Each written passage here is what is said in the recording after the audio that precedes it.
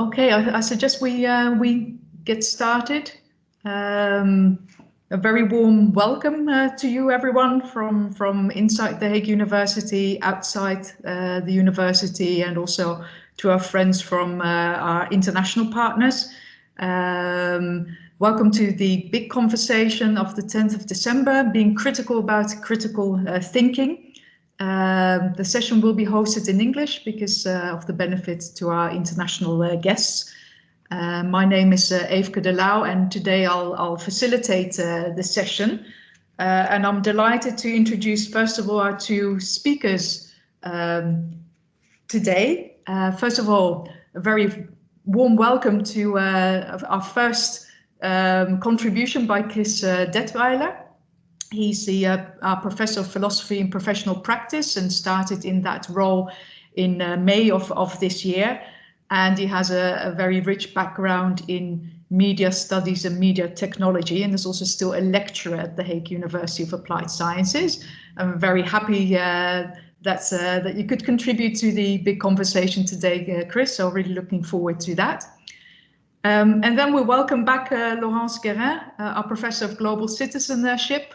A great and very loyal contributor to our big conversations, if I may say so. As head of the research group, she started with us in March 2019, and in her work very much focuses on global citizenship, education, and seeking justification and further conceptualization of global citizenship and big issues. So I really can't think of any better, more equipped and expert speakers than Laurence and Chris today to lead us into a reflection and a discussion of the concept of critical thinking, some issues surrounding this concept and construct, and also to reflect with us what does this mean for education. Before we listen to Chris as our first speaker, just some very practical announcements from my side. Most of you have already muted your microphones, but if you haven't done so yet, then please do so. And it may be tempting to click through the slides, but please refrain from doing so, because obviously that will throw the speakers off their text. If there are any technical problems that you may be experiencing, then please type this in the chat, which I'll be monitoring. First of all, Chris will start with his part, and Laurence will continue. But if there are any urgent issues in between, then let me know through the chat. After their introductions and reflections, we'd really like to invite you to participate, either by typing in your question in the chat. It's not a very big group today, so you can also just unmute and pose your question directly. You have been reminded in the screen that the session is recorded, and the recording will be shared later on our YouTube channel of our Center of Expertise Global and Inclusive Learning. So if you'd rather stay anonymous, then feel free to do so. So I'll gladly now pass the floor to Chris. Over to you. Thanks, Eefke. As Eefke mentioned, today we'll be talking about critical thinking. And in my part of the talk, I'd like to talk about access to knowledge. In order to think critically about something, your thinking needs subject matter. So you need to, in a sense, know your stuff or be informed of what you're thinking critically about. So critical thinking requires knowledge. Now, if critical thinking requires knowledge, then access to knowledge matters a lot to critical thinking. So in my part of the talk, I'd like to explore some of the issues with access to knowledge and focus on the internet as a specific knowledge resource and challenges to the internet as a specific knowledge resource. And I wanted to start by discussing the importance of being informed. I would like to make the claim that informed citizens are essential to a democracy.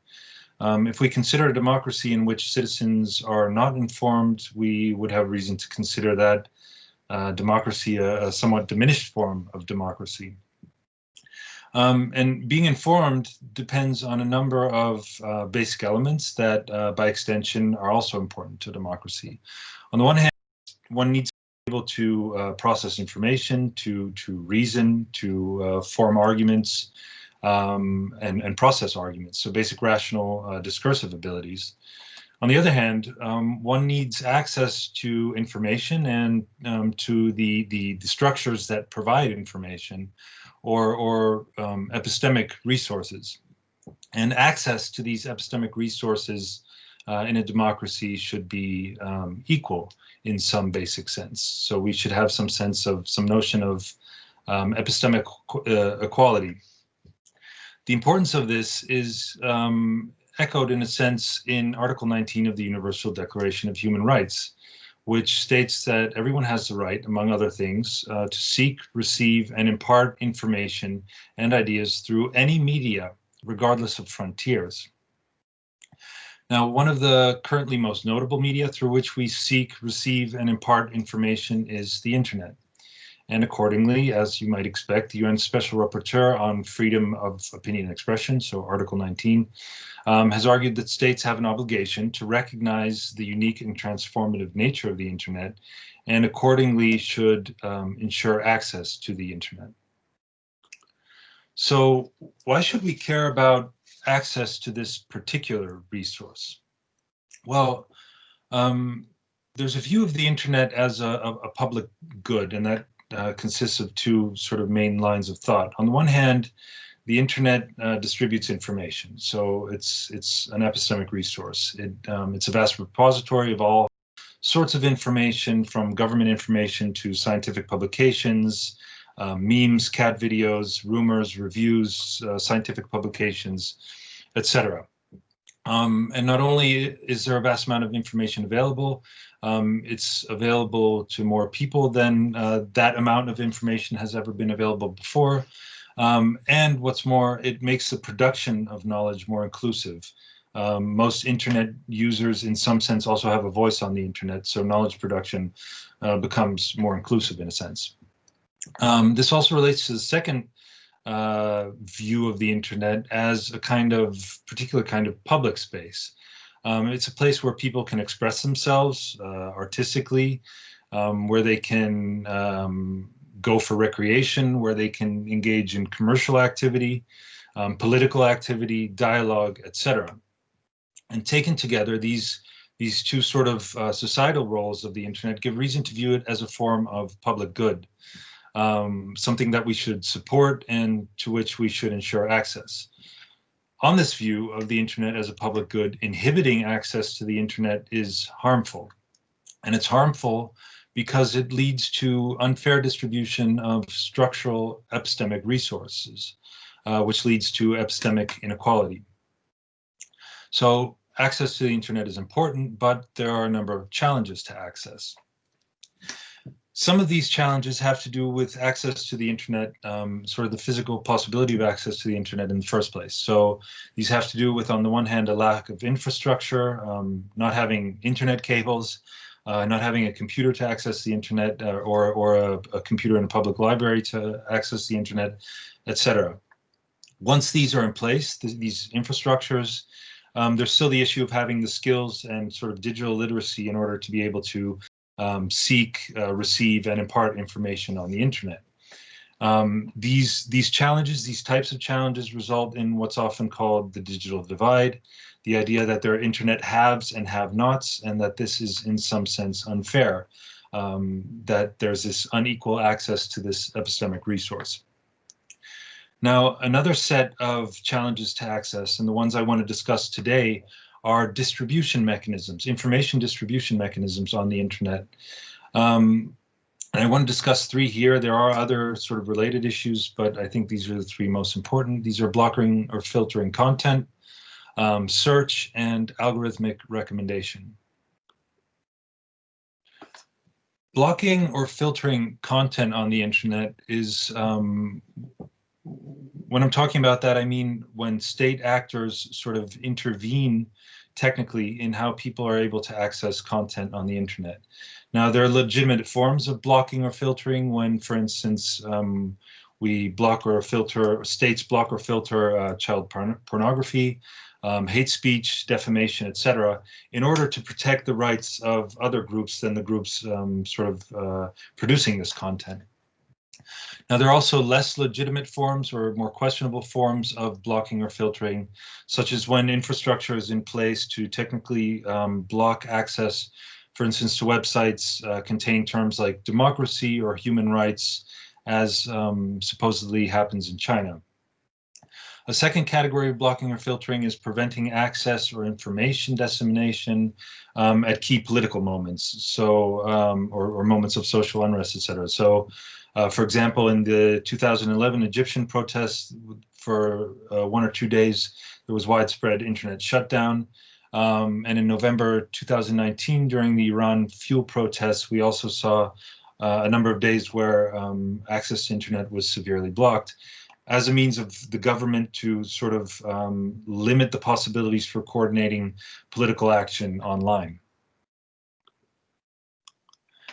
Another key information dissemination mechanism on the internet, one we probably all rely on, and at the same time a challenge to access to knowledge on the internet, is search. Search engines are one of the most important intermediaries between users behind their computers and content sort of out there on the internet. And to a large extent, search engines shape what the web actually is to people, so in that it makes available certain types of information, surfaces certain types of information, and makes other types of information less readable. And this has to do with the ways in which search engines work. So what search engines have to do to work at all in the first place is to download content, in a sense, or what they call crawl content. And that is basically visit websites, follow links on websites, and download all those websites to a cache. Now, one of the issues with this mechanism of crawling is that some things get included, some things don't include it. So some things are searchable in the first place, and some things won't be included in the whole array of things that are searchable. After information has been crawled, it needs to be indexed. And what indexing basically does, it associates certain words or tokens with all that content that's been downloaded.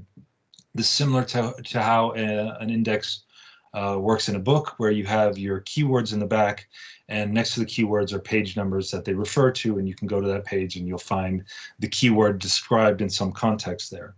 Again, here there are issues of what tokens or what words are used to associate with what content, and the strengths of those associations, what's included and what's excluded. Finally, when a user searches using a search engine, they get search results, and these are presented in a certain order. Necessarily, you can't present all the results at once.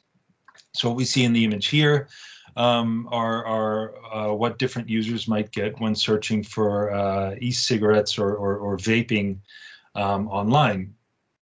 Search engines try to give you the most relevant results, and often these results are personalized to your search history or some profile of your interests, which results in some users getting the results on the left here, lots of advertisements, while some users for the same search term might get news articles that say vaping might lead to lung disease.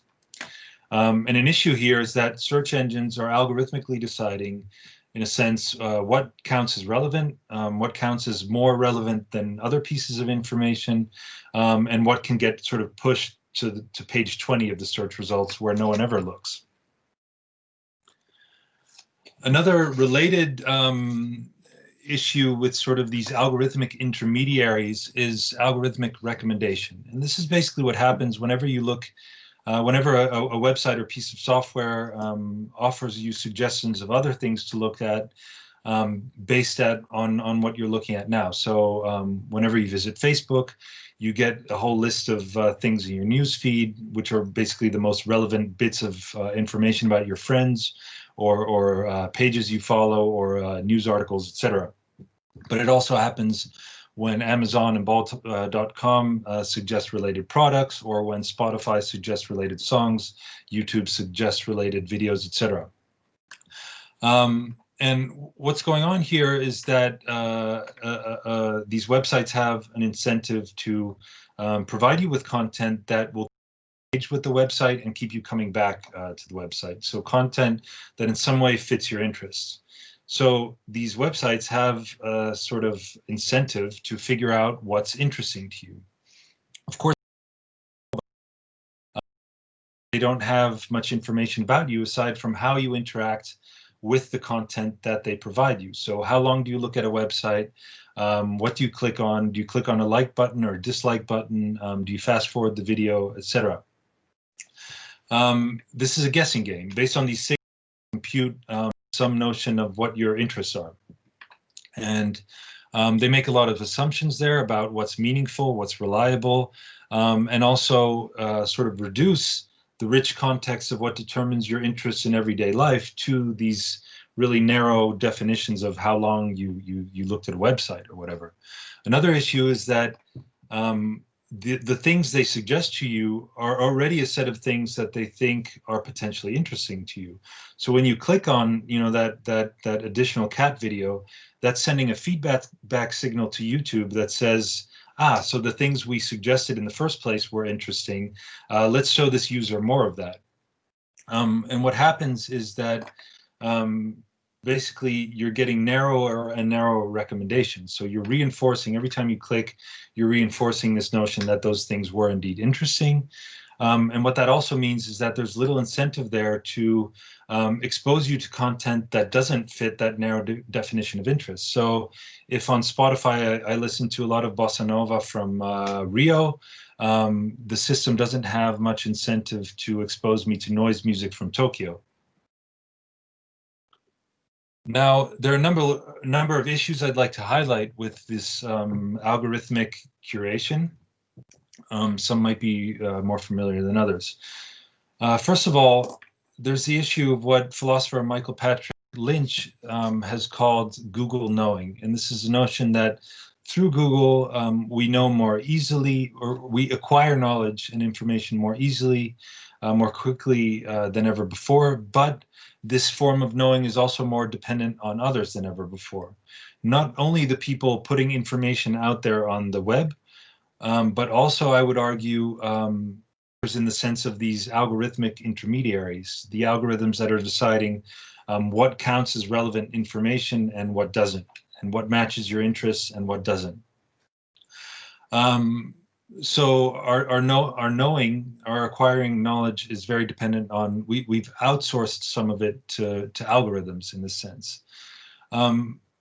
We could also argue something similar for what's called filter bubbles, and this is a result of algorithmic recommendation, where what I mentioned, we keep getting narrow and narrow recommendations, and as a result, we're not exposed to views that fall or information that falls outside of our interests, and as a result, views that might not match our own views.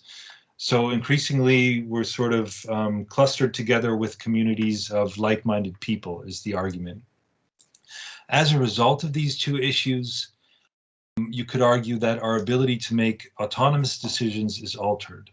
Some of the decision-making process of what counts as relevant knowledge, what counts as knowledge at all, what counts as interesting, etc., have been outsourced to algorithms, to large platforms that operate these algorithms and who have an incentive to keep the way these algorithms function trade secrets, because they're what make money for these platforms.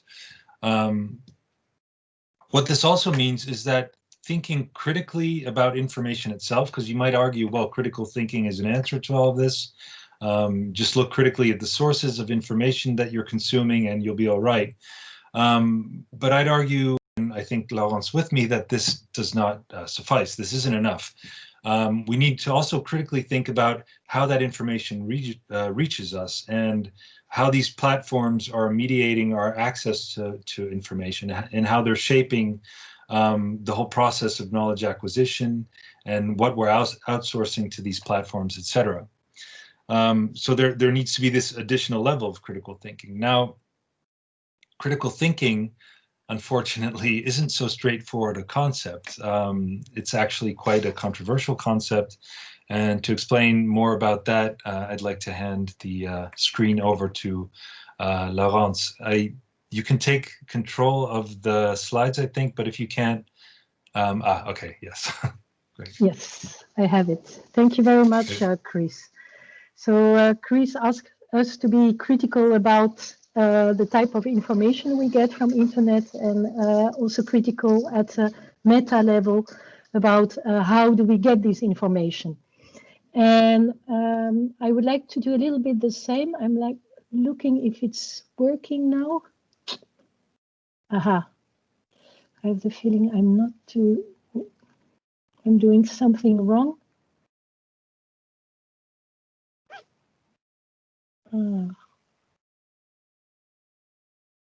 Okay. Now I'm asking again to get the. Okay, I'm not the one moving. Okay, I can click through them if it. Oh, okay. Or can you try again? Yeah, I'm asking to get. Okay, the, ja. Ik vraag besturing aanvragen. Ja, werkt het nu? Heb jij toegang gegeven? Ja, ik heb toegang gegeven als het goed is. Waarom dat ik niet wil? What's that? Okay, perhaps I can ask you to click, Chris. Yeah. Because it doesn't work. I go back. So I would like to discuss 4 issues of controversies within the field of research on critical thinking. And the first issue deals with the definition of critical thinking itself. The second issue deals with exercising critical thinking in education. The third issue deals with the socio-cultural biases of critical thinking. And the fourth issue deals with critical thinking in relation to other high-order thinking skills. And in the fields of philosophy and of cognitive psychology and education, there have been much discussion about these 4 controversies. And at last, if we have time, I will discuss some educational approach. Next. Thank you. So I will give you a quick overview of some definitions of ideas about critical thinking. And critical thinking has been since centuries seen as the ultimate goal of education in Western countries.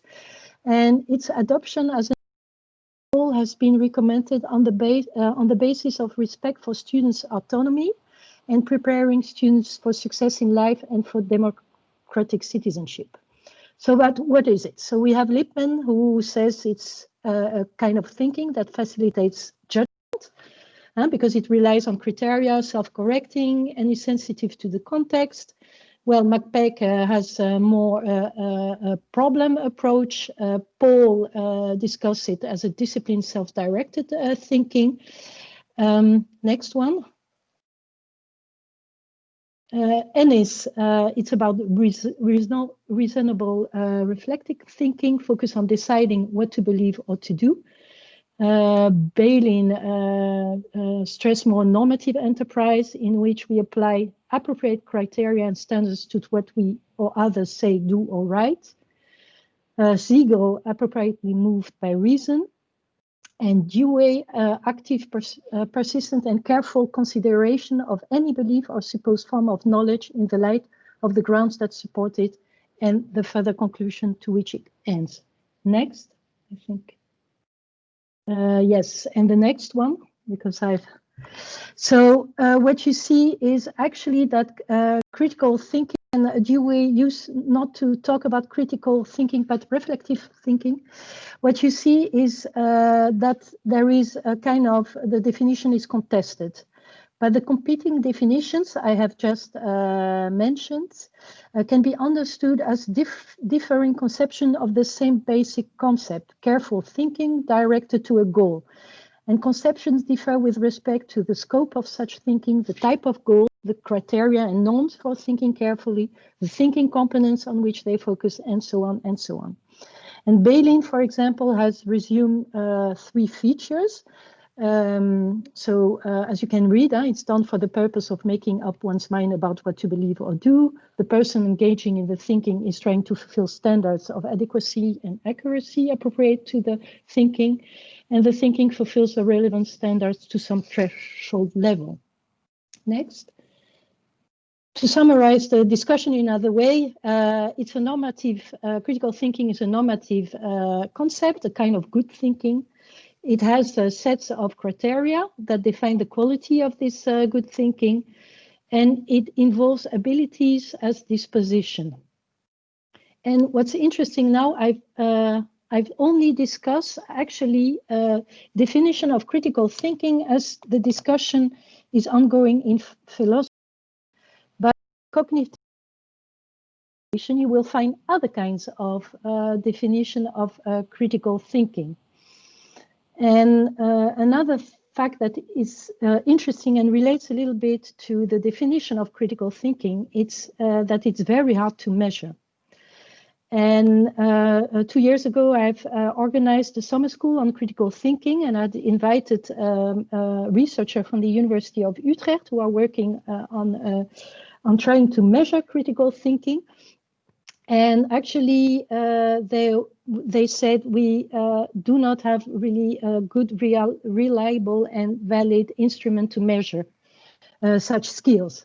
So it makes it very hard, and because critical thinking is complex, it's multidimensional, and not only skills but also disposition, and it's not something you directly can observe. So it makes it more difficult to conceptualize it. So this was a point. They were quite disappointed about what they found actually on the reliability and validity of critical thinking tests and questionnaire and so on. Next. I would like to turn to the second issue, and it's the argument of the controversy is of the generalizability of critical thinking. And according to McPeck, critical thinking is subject specific. And actually, McPeck attacked the thinking skills movement of the 70s, including the critical thinking movement. And he argued that there are no general thinking skills, since thinking is always thinking about some subject matter. It's futile, he claimed, for schools and college to teach thinking as if it were a separate subject. And at this time in the 70s, you had a lot of programs in the United States that would address critical thinking as a general skill. And McPeck was one of the first to attack this. Rather, teachers should lead their pupils to become autonomous thinkers by teaching school subjects in a way that brings out their cognitive structure and that encouraged rewards discussion and argument. Yes, next. Yes, but not everyone was very happy with this position of McPeck. And for example, Paul of Harvey-Siegel pointed out that McPeck's central needs some elaboration, since it has obvious counterexamples, and in writing and speaking, for which up to a certain level of complexity, they are teachable general ability, even though they are always about some subject matters. To make his argument convincing, McPeck needs to explain how thinking differs from writing and speaking in a way that does not permit useful abstraction of its components from the subject matters with which it deals. He has not done so. Nevertheless, his position that the disposition and abilities of critical thinker are best developed in the context of subject matter instruction is shared by many theorists and empirical research on critical thinking. So next one. So there is some kind of agreement that that critical thinking is partly a general skill, but at the same time has to be taught within subject matters. Next. But the problem of subject matters, so we have seen the slide before, the problem of subject matters raised the question of transfer.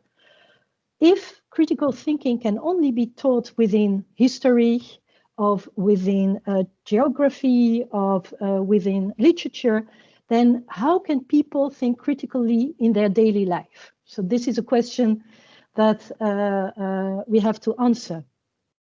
But it has shown that the ability of the skill of critical thinking is not something that transfers easily from one subject matter to another, or from one standpoint of beliefs to another belief.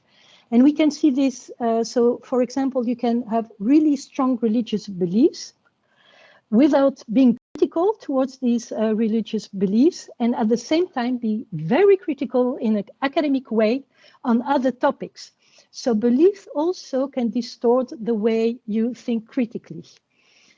So actually what research agree upon is, well, critical thinking is about something. It's about a kind of knowledge, because without knowledge you cannot think critically.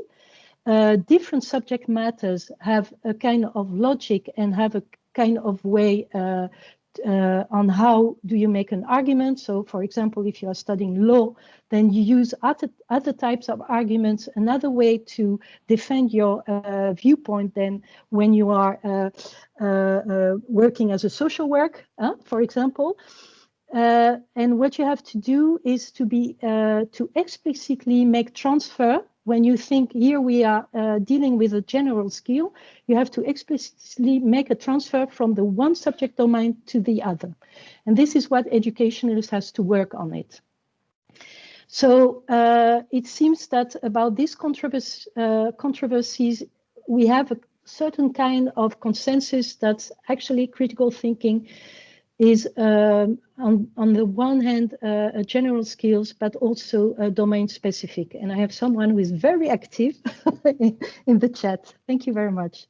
Next. I would like to go on to the third issue, and this is bias. And bias in critical thinking, theory, and pedagogy. And what are the charges, actually? Well, we have some accusers. Richard Paul, you saw a picture of him before, Jen Roland Martin, Karen Warrant, and Barbara Thayer-Bacon and Carl Alston. They are some scholars who actually criticize the way critical thinking has been defined in different disciplines.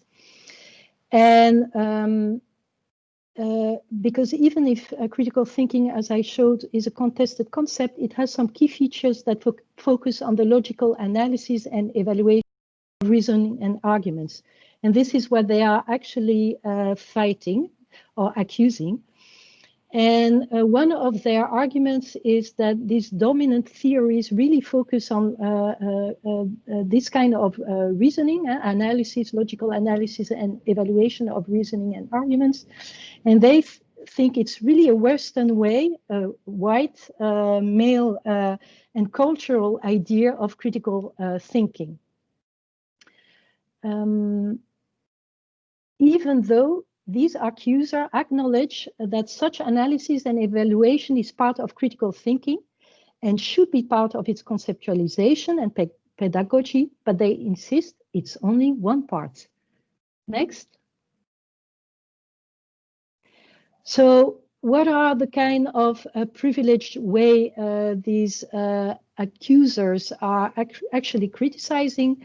And what are the alternative way? And I will just discuss a few ones, and there are much more in this discussion, but it's quite interesting. So Paul, for example, says, well, the way we conceptualize critical thinking, it's like we have a tendency of an atomistic teaching of methods of analyzing and evaluating arguments. And we are turning actually students into more able sophists, adept of finding fault with position and arguments, with which they disagree, but even more entrenched in the egocentric and sociocentric biases with which they began. And Martin and Taya Bacon cite with approval the self-reported intimacy with the subject matter of leading researcher in biology, for example, and in medicine, an intimacy that conflicts with the distancing allegedly recommended in standard of conception and pedagogies of critical thinking. So what they say is in critical thinking, you have to take some kind of distance to the object that you are critically thinking of. And what they say, no, you have to be close because to this object of inquiry, and you have to be careful and care about the situation of others, of action of others. So you have to place everything really in a context. And we have to be careful that all knowledge and all is socially is set within a context. So we have to be careful that we cannot abstract objectively.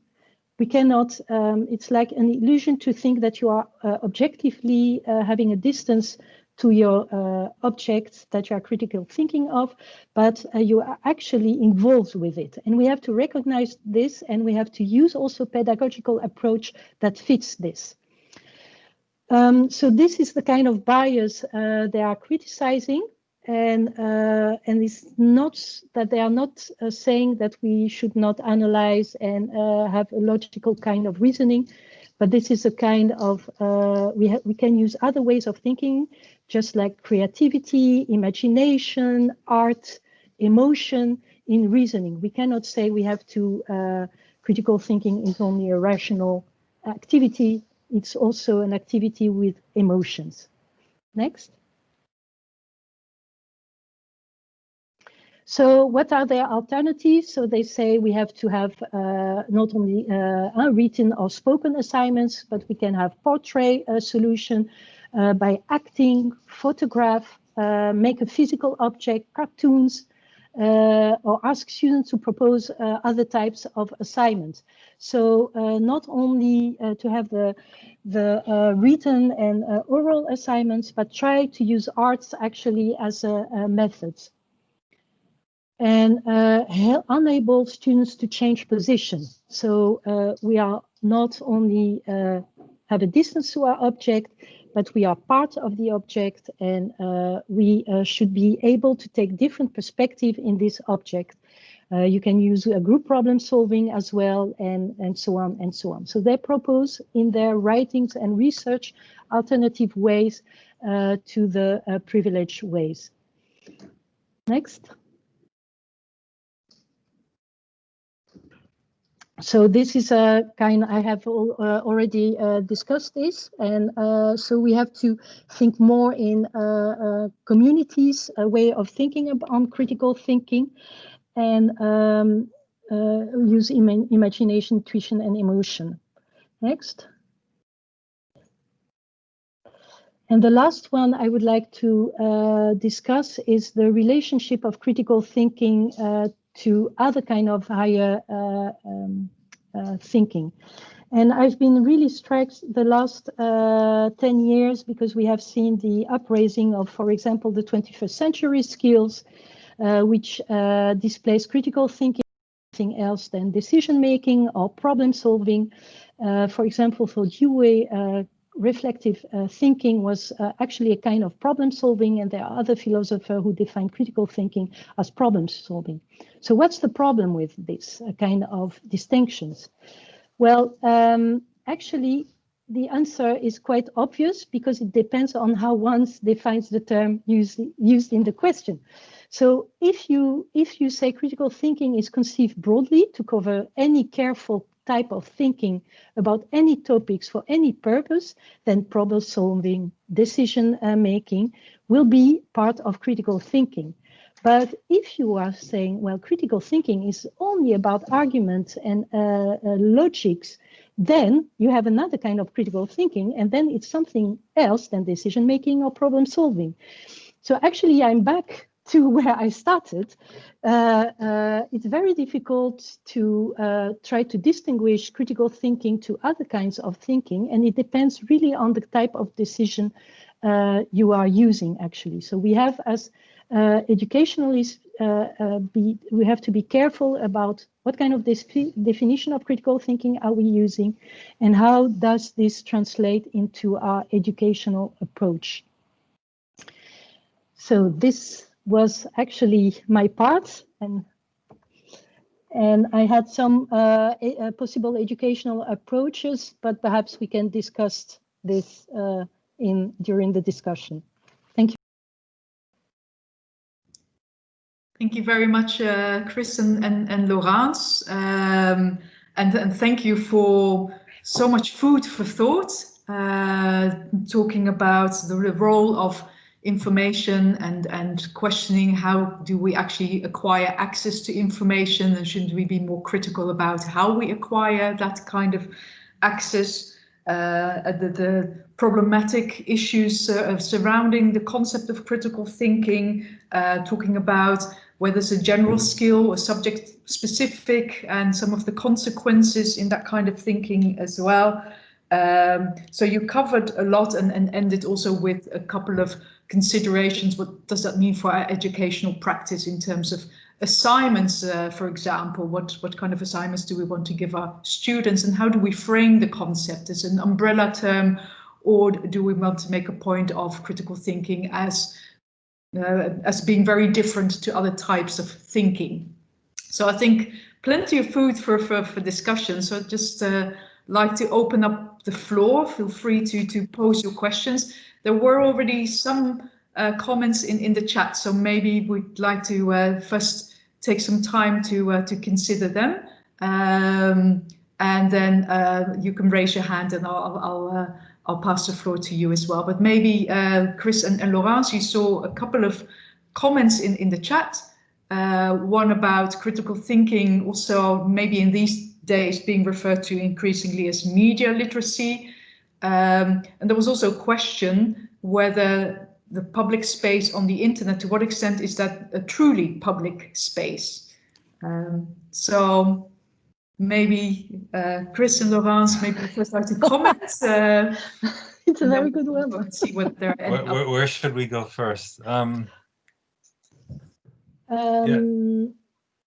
you want?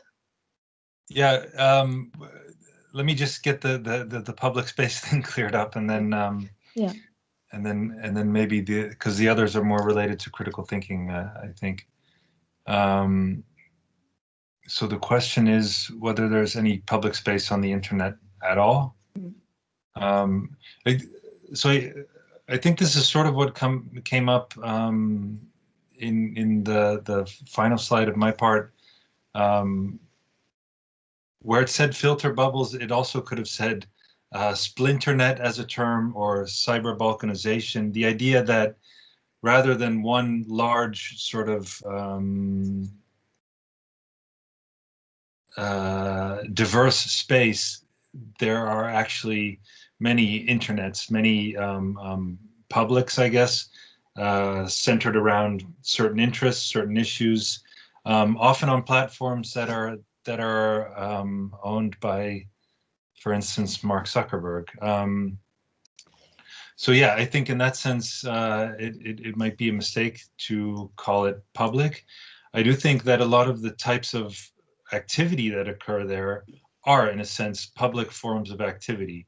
So while there might be constraints, and I think they were pointed out in that part of the talk, on how freely one can engage in that type of activity, and that activity is often shaped by those platforms. I do think that they are, in a sense, public forms of activity. I would be comfortable arguing that bit. It's public space versus like a private space owned by large corporations. Yeah, there are quite a lot of very private spaces in that sense, but with large numbers of people on them that engage in some sort of, yeah, public activity in a sense. Thank you. Laurence, is there anything that there's two colleagues that have raised their hands, so I'd like to turn to them in a moment, but there was also the question was raised whether we should call it media literacy. and also referring to the affective dimension, which I think you covered later on in your part as well. Yes. Well, I mean, media literacy, this is one part of a domain where you can really exercise critical thinking. But it's not the only one, because critical thinking, you need it in biology, you need it in medicine, you need it in history and things like that. So media literacy, we have the same in the Netherlands, mediawijsheid. And I think it's one way you can actually exercise this kind of. Okay. Maybe we turn to, maybe you'd like to unmute and turn on your camera, because you raised your hand, and I'd like to give you the opportunity to raise your question. It's working, yeah, but it's very soft. Now it's working? Well, not very clear, so maybe you can type in the question in the chat, Christian. Okay, let me try. Okay, I will do it. Or we can see you now, yeah. Hi. Hi. Do you listen to me or not? Yes, I can listen, but here, please do. I try to. Short questions. First of all, thank you very much for the presentation. I have a question for each of you. The first question is for the idea of blocking. So we have the physical block, say Venezuela or Iran.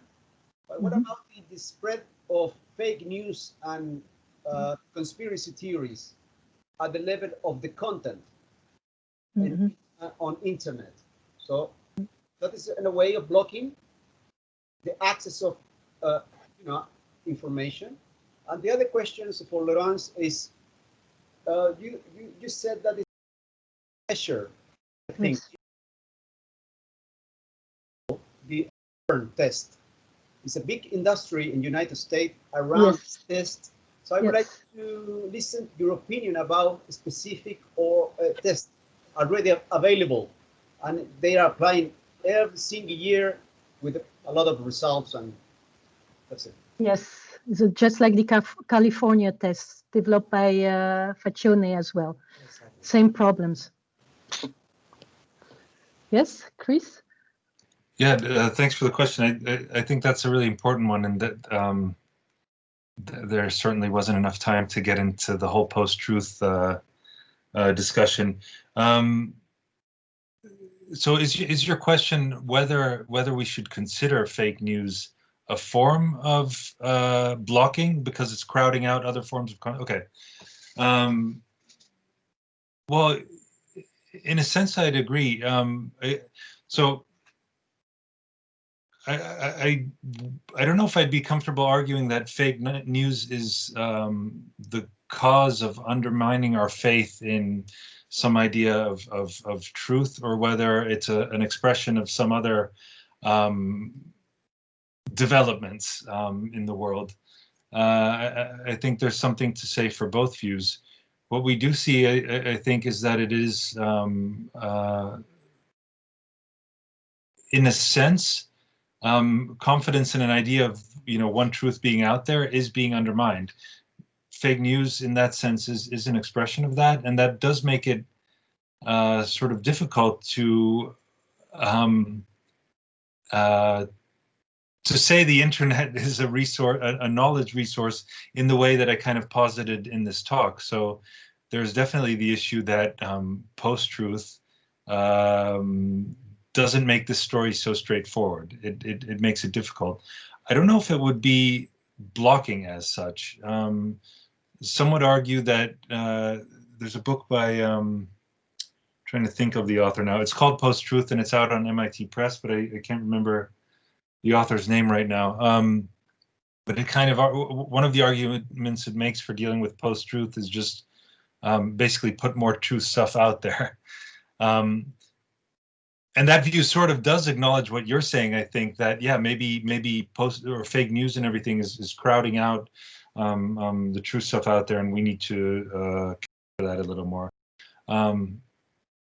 So yeah, I can't really give a straightforward answer to that, but I think it's definitely a factor, and sort of is a difficulty for what I was presenting here. Yeah. Okay, thank you, Chris, and thank you for a great question, Yes. Christian. And let's turn to Laurence, because you also posed a question to her. Yes, and yes, what I would like to say about the tests you mentioned, my colleagues from the University of Utrecht try to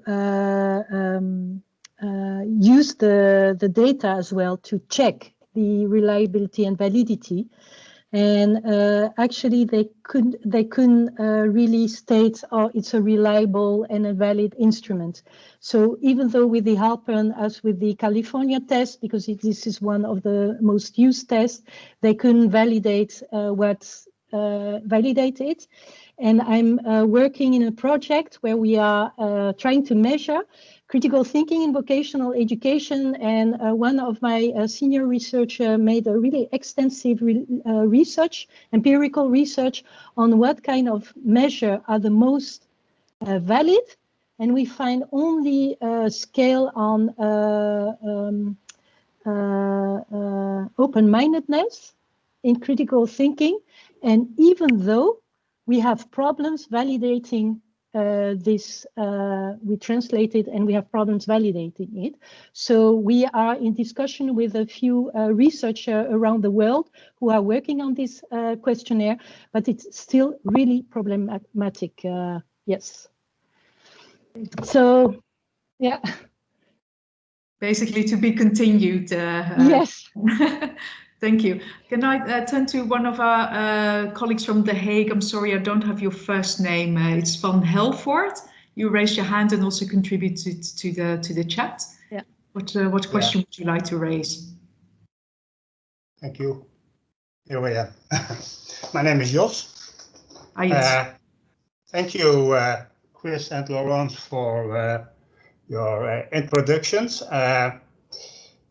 I raised my hand for a reaction on an answer to Chris about his first answer on the blocking on Facebook of fake news or conspiracy messages. You have a colleague, Chris, at Communication and Media Design, your colleague Jos van Leeuwen, who is working on interfaces that are alternatives for the mainstream social media alternatives at this moment. And I think that is exactly the work that Jos is doing at this moment on social media and alternatives for social media could be an answer for the position of the more commercial social media channels that we all use at this moment. That's one. And my second remark has to do with the critical thinking and the critical thinking in the internet age. It was a post of mine in the chat. And of course, critical thinking is a broader concept than media literacy. But in Chris' presentation, critical thinking is related very sharp to internet. And at the moment that you're talking about critical thinking in internet messages and internet broadcasting, it becomes almost the same as media literacy. And we also know that in the combat of fake news, there are a lot of alternatives and models that can be used, like fact-checking and blocking messages, etc.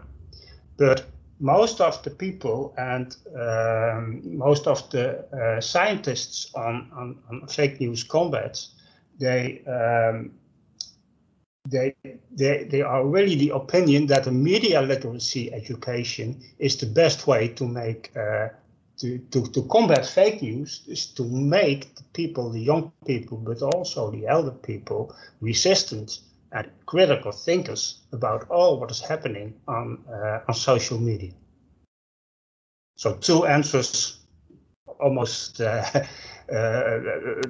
all the discussion that we had last 15 minutes. Thank you very much. Thanks for the comment. I'd just like to respond to one bit regarding blocking fake news on these platforms and everything. I'm not familiar with Jos van Leeuwen's work in this area yet, but I'll talk to him about it certainly. Yeah, of course. But one of the issues we see with at least, so I can't comment on that work. One of the issues that has been studied related to fake news and misinformation, but also related to radicalization on these platforms is that once we start blocking, for instance, extremist influencers, so there are these sort of subcultures of influencers with sort of extreme views, forms of fundamentalism, whatever. This process of deplatforming takes place. So they'll move off of platforms such as Instagram and onto other platforms. I think Parler or something like that is popular now under the alt-right. So you see them move away from sort of the mainstream platforms because they've been blocked there, and the problem moves elsewhere and becomes more isolated in a sense. So it might actually become more extreme by intervening in these ways, which I think is sort of problematic with these types of approaches of blocking outright or pushing them off of the platforms. So that's just one sort of additional response to that. Yeah. Yes, and I would like to I would really do not like to reduce critical thinking to Mediawijsheid. I think really we shouldn't do this, and it's a little bit. It's just a buzzword, and it's very important. I do not deny it, but it's not the only way we can exercise our critical thinking, and actually the kind of skills you need in Mediawijsheid are really kind of similar skills you need in other domains. So it's for me, sometimes I'm really a little bit puzzled by educationalists who try to set new words for things where we already have conceptual definitions for it and things like that. But it's perhaps another kind of discussion, but it's very intriguing for me. But I agree that it's important, a way to exercise it. And thank you, Lidwien. And I saw a question of Olivier, and I would like to say I have colleagues who did an analysis because everyone was talking about the 21st century skills, and he made an analysis about what kind of skills at the beginning of the 20th century in America, because there were a lot of discussion about education and what should be the goal of education at this time, what kind of skills actually pupils should be taught. And he found that it was really nearly the same as the 21st century skills, what we call, as of if we are actually defining something again new. But it's intriguing because sometimes we are repeating the same kind of discussion, having the same kind of discussion on certain same kind of skills of concepts. Thank you, Laurence and Chris. I'm very conscious of time. Laurence, I know you have to leave at 4 p.m. As well, and others have already said bye-bye. There are still some questions coming in the chat. So Chris, maybe if you have a few extra minutes to spare for the questions that you think you can answer, maybe we can carry on. I understand fully if you have to leave because we're all on very tight schedules. Then thank you so much for joining us today. You may be interested in joining the next big conversation in 2021, which will be about the discomfort of pedagogy. But there will be more news on that in due course. Wishing you all happy holidays already. And once again, thank you for contributing to a super inspiring session. Many thanks again to Laurence and Chris. Thank you. Chris, if you have a few minutes to spare. Yeah, I can leave as well. It's okay. Okay. Thank you. Let's, because I see there are some questions Thank you. I need to go to the next call, Okay. but thank you very much for this. Okay, you're Thank very you for welcome. attending. Thank you. Let me just check with the participants if there are any burning questions still on your minds that are especially for Chris. There was one here about, I've lost track of it now.